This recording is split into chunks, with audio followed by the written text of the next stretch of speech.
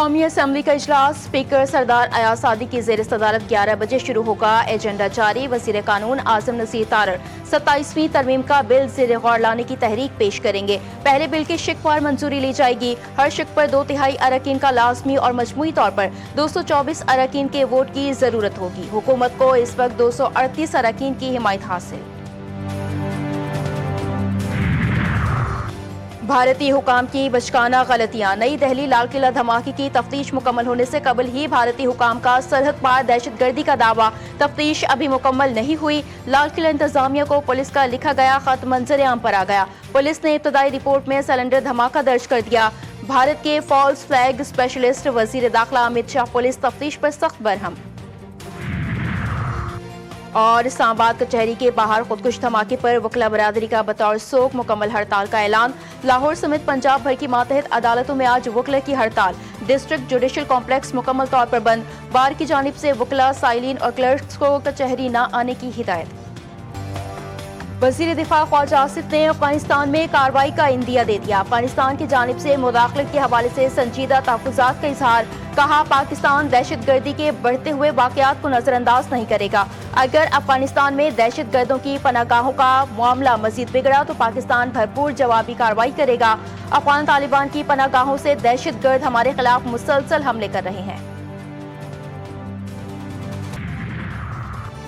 भारतीय हुकूमत की गैर जिम्मेदारी। जनूबी एशिया खतरनाक स्मोक का शिकार। किसानों की फसलों की बाकियात जलाने और सनतों में बैनुल-अक़वामी मयार की खिलाफ वर्जियां। दिल्ली दुनिया के आलूदा तरीन शहरों में पहले नंबर पर आ गया। भारत से आने वाले जहरीले धुएं के बाइस लाहौर में सांस लेना दुश्वार। बहावलपुर में एयर क्वालिटी इंडेक्स 605 तक पहुंच गया। कोलकाता फजाई आलूदगी में तीसरे और ढाका चौथे नंबर पर मौजूद।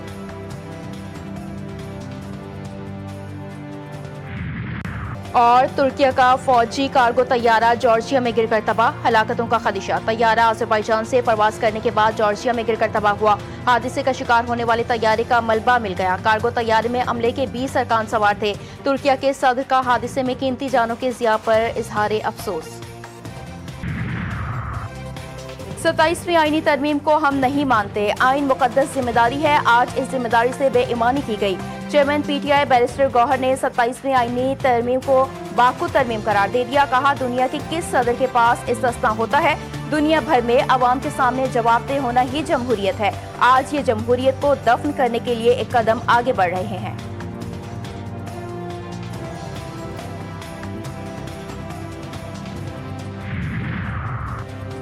पीटीआई दौर में पार्लियामेंट का इस्तेहकाक मजरूह हुआ। ये जमहूरी अमल को नहीं समझते, उनके सर से गुजर जाता है। पीपल्स पार्टी की रहनुमा शाज़िया मरी पीटीआई पर बरस पड़ी। वफाकी वजीर मुस्तफा कमाल बोले, मुल्क में लोकल गवर्नमेंट का निज़ाम ही मौजूद नहीं। आप घर की दहलीज तक मसाइल का हल नहीं लेकर जा सकते। इख्तियारात और वसाइल निचली सतह पर मुंतकिल नहीं होंगे तो लोग मनफी रास्ता अपनाएंगे।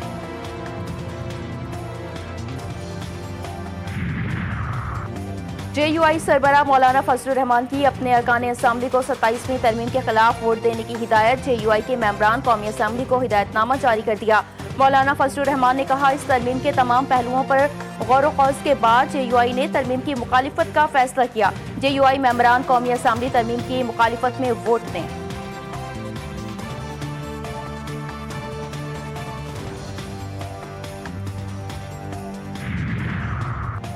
जो जज सच बोलता है वो इंतकाम का निशाना बनता है। इस्लामाबाद हाई कोर्ट को अवामी एतमाद हासिल करने पर निशाना बनाया गया। बहादुर जजेस के खत और एतराफ सुप्रीम कोर्ट के ज़मीर पर बोझ है। सुप्रीम कोर्ट के जज जस्टिस अतहर मनुल्लाह का 8 अक्टूबर को चीफ जस्टिस याया आफरीदी को लिखा गया खत मंजर आम पर आ गया। जस्टिस अतहर मनुल्लाह ने खत में लिखा कि बैरूनी मुदाखलत अब कोई राज नहीं, एक खुली हकीकत है। हम सच जानते हैं मगर सिर्फ चाय खानों में सरगोशियों तक महदूद हैं।